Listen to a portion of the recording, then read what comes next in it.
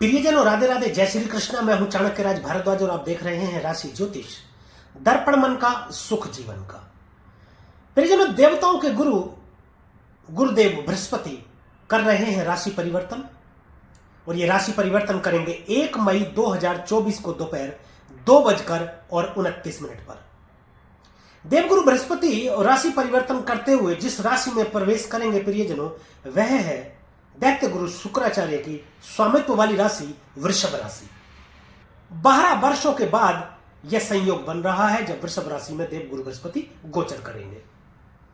वो इसलिए क्योंकि एक राशि में देवगुरु 1 वर्ष तक का समय बिताते हैं।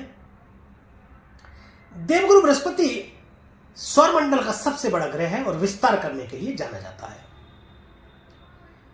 1 मई 2024 को राशि परिवर्तन देवगुरु बृहस्पति का, और 3 मई 2024 को रात्रि 10:08 पर देवगुरु बृहस्पति अस्त अवस्था में आ जाएंगे। गुरुदेव के अस्त अवस्था में रहते हुए सभी प्रकार के मांगलिक और शुभ कार्य वर्जित माने गए हैं। इसके बाद जब देवगुरु बृहस्पति 3 जून 2024 को सुबह 3:21 पर उदय हो जाएंगे तो सभी प्रकार के मांगलिक और शुभ कार्य हो सकेंगे। देवगुरु बृहस्पति स्वभाव से उग्र, महान, दयालु, शुभ फल प्रदान करने वाले, सकारात्मक, आध्यात्मिक और एक सम्मानित ग्रह माने गए हैं। धन, ऐश्वर्य और सौभाग्य के प्रतीक गुरुदेव को माना जाता है। गुरुदेव उच्च शिक्षा के साथ साथ धन के लेन देन, न्याय, ईमानदारी, आशा, आध्यात्मिकता और सामाजिक मेलजोल को भी दर्शाते हैं। देवगुरु बृहस्पति का इनडायरेक्टली शुक्रदेव से मिलन हो रहा है, यह समझ लीजिए आप। देखिए, गुरु गुरु ही है, शुक्राचार्य भी गुरु है, परम ज्ञानी है, तपस्वी है, शिव जी के परम भक्त है और तमाम प्रकार के सुख सुविधाओं को देने के लिए शुक्रदेव जाने जाते हैं। शुक्रदेव भी ज्ञान का भंडार है, वो अपने स्तर पर ज्ञान देते हैं, और देवगुरु बृहस्पति भी ज्ञान का भंडार है, वे अपने स्तर पर ध्यान देते हैं। तो प्रियजनों, इन दोनों का मिलन सभी के लिए अति महत्वपूर्ण होने वाला है।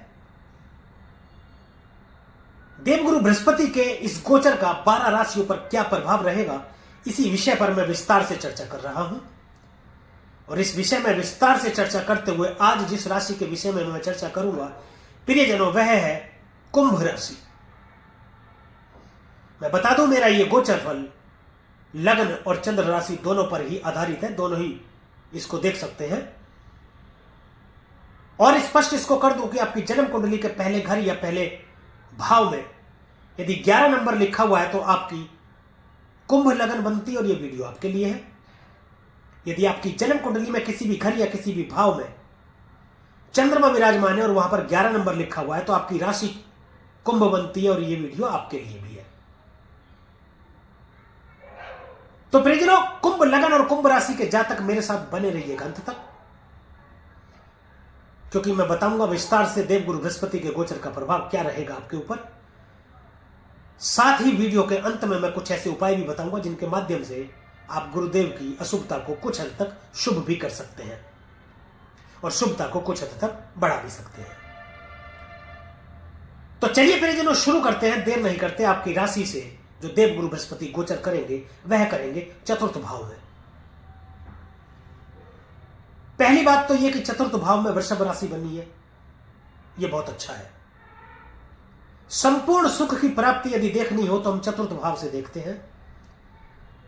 यदि जातक हमसे यह प्रश्न करे या जातक का यह प्रश्न हो कि मेरे जीवन में कितना सुख है, मुझे सुखों की प्राप्ति होगी या नहीं, क्या मैं प्रॉपर्टी बना पाऊंगा, मैं अपना घर बना पाऊंगा, माता का स्वास्थ्य कैसा रहेगा, तो ये सब कुछ हम चतुर्थ भाव से देखते हैं। शिक्षा इत्यादि भी हम चतुर्थ भाव से देखते हैं। और संपूर्ण सुखों की प्राप्ति कराने वाले शुक्रदेव की राशि आपके चतुर्थ भाव में बनी है। देवगुरु बृहस्पति का यह गोचर बहुत अच्छा रहने वाला है आपके लिए, सुखों में वृद्धि करेंगे। माता के स्वास्थ्य में सुधार देखने को मिलेगा यदि प्रभावित था तो। स्वास्थ्य यदि खराब चल रहा था, माता अस्वस्थ चल रही थी, तो अब धीरे धीरे उनके स्वास्थ्य में आपको सुधार देखने को मिलेगा। भूमि, भवन, वाहन की प्राप्ति आपको करा देंगे। यदि आप कोई घर लेना चाहते हैं, खरीदना चाहते हैं कोई घर, या आपके पास प्रॉपर्टी आप बनाना चाहते हैं, तो अब वह समय है कि आपका घर बन जाएगा। यहां से परिवर्तन को भी देखते हैं प्रियजनों। परिवर्तन कैसे होगा? परिवर्तन ऐसे होगा कि मान लीजिए आप किसी किराए के मकान में रहते हैं और अब आप अपना मकान बनवा लें या खरीद लें, तो आप अपने मकान में शिफ्ट हो जाए। इस तरीके से परिवर्तन होगा। आप कोई वाहन खरीद सकते हैं, खरीदने का विचार बना रहे थे तो, और भूमि भी आप खरीद सकते हैं। देवगुरु बृहस्पति को 2 अतिरिक्त दृष्टियां भी प्राप्त है प्रियजनों। सभी ग्रहों को एक दृष्टि प्राप्त होती है, सप्तम दृष्टि, परंतु कुछ ग्रहों को 2 अतिरिक्त दृष्टियां भी प्राप्त होती हैं, जिनमें देवगुरु बृहस्पति भी एक है। और इनको अतिरिक्त दृष्टियों के रूप में एक पंचम दृष्टि और एक नवम दृष्टि प्राप्त है। सबसे पहले बात करेंगे देवगुरु की पहली पंचम दृष्टि से। तो पंचम दृष्टि जो जा रही है वह जा रही है अष्टम भाव में। अष्टम भाव परिजनों परिवर्तन का भाव है। ऑकल्ट साइंस, गूढ़ विद्या, गूढ़ रहस्य, तंत्र मंत्र, गुप्त विद्या, गुप्त रोग, सब यहां से देखते हैं। अचानक से घटित हो जाने वाली घटनाओं को भी यहां से देखा जाता है। आयु का विचार करते हैं, मृत्यु का भाव है। ससुराल पक्ष को भी यहां से देखते हैं। अष्टम भाव में ऑक्सीजन नहीं है, अंधेरा है, परंतु देवगुरु बृहस्पति ऑक्सीजन है।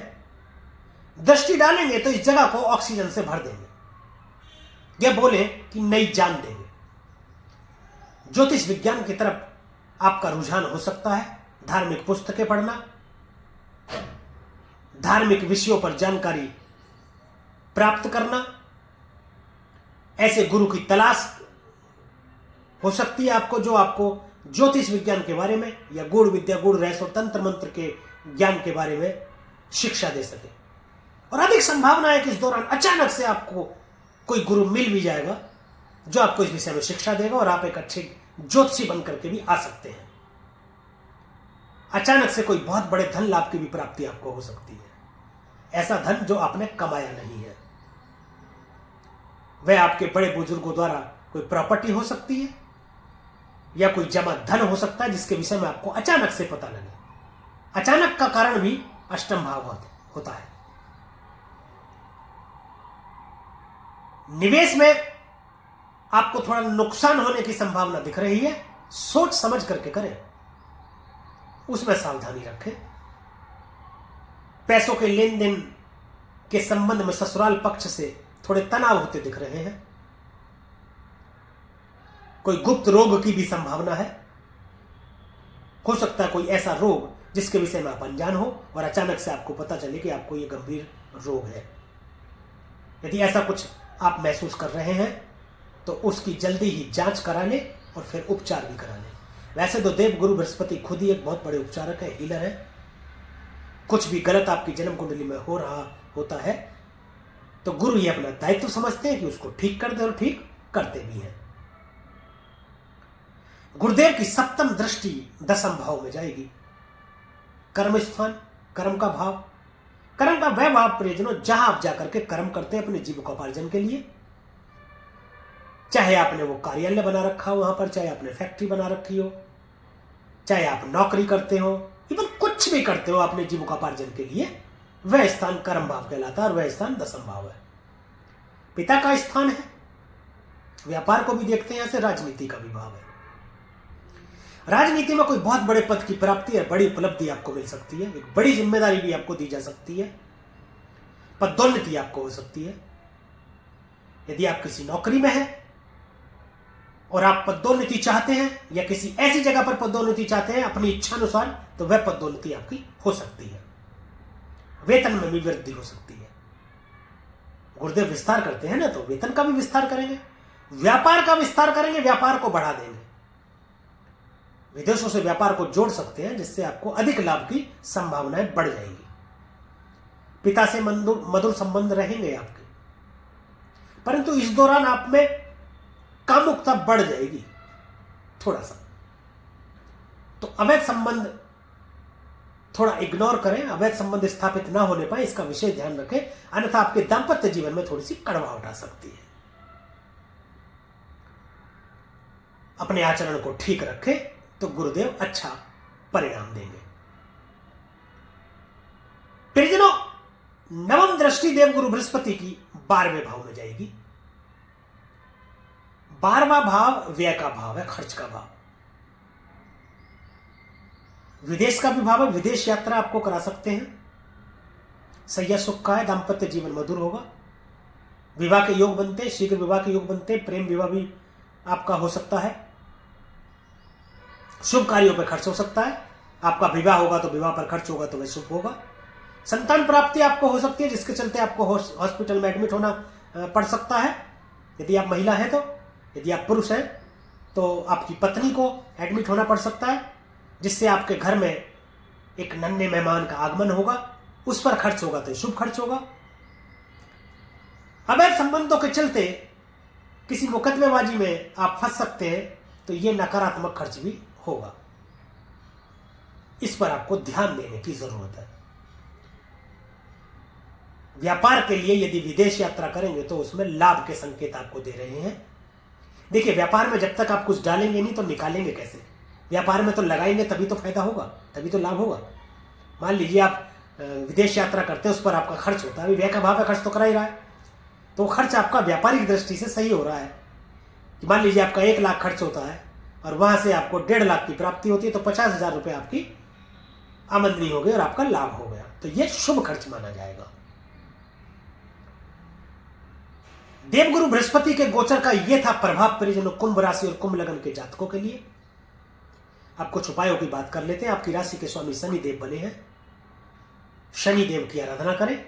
प्रत्येक शनिवार शनिदेव के मंदिर जाएं, वहां पर प्रसाद चढ़ाएं, खुद भी ग्रहण करें और वहां में लोगों को भी ग्रहण कराएं प्रसाद, परंतु उस प्रसाद को घर नहीं लाना है।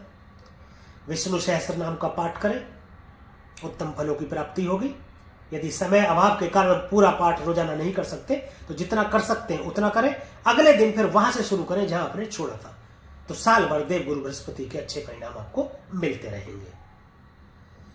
तो परिजनों, आज के लिए अभी के लिए बस इतना ही। यदि ये वीडियो आपको अच्छी लगी हो, दी गई जानकारी से आप संतुष्ट हो, तो कृपया वीडियो को लाइक करें, शेयर करें और कमेंट करके हमें जरूर बताएं कि मेरे द्वारा ये फलित गोचर आप पर कितना प्रभावी है। और YouTube चैनल को सब्सक्राइब करें तथा बेल आइकन बटन दबाना बिल्कुल भी ना भूलें, ताकि इसी प्रकार की और भी महत्वपूर्ण जानकारियां आप तक समय पर पहुंचती रहें। अब मुझे दीजिए आज्ञा, मिलेंगे अगली वीडियो में। एक और राशि के विषय में चर्चा करेंगे, देवगुरु बृहस्पति के गोचर के प्रभाव की। तब तक के लिए परिजनों, राधे राधे, जय श्री कृष्ण। और आप देखते रहिए राशि ज्योतिष, दर्पण मन का, सुख जीवन का।